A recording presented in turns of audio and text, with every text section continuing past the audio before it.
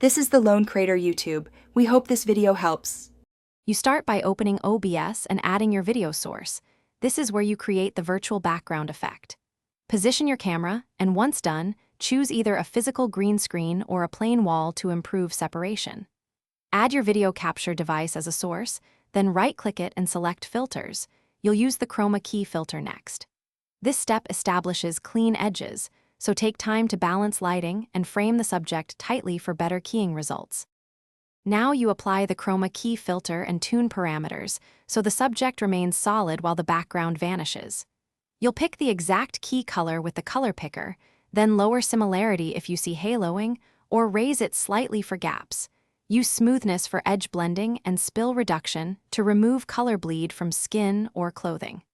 Once tuned, add a color correction filter to the source so foreground lighting matches your chosen virtual background. With the keyed subject ready, add your background as an image or media source and place it beneath the video layer so it appears behind you.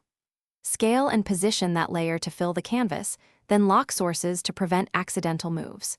Make sure to test at your stream resolution and in motion, look for jitter, color mismatch, or flicker and make incremental adjustments. If you hit problems, check lighting, rerun the key settings, or swap the background file. Often one small slider fixes the issue.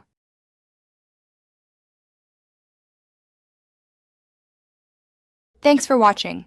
Consider subscribing if we helped you.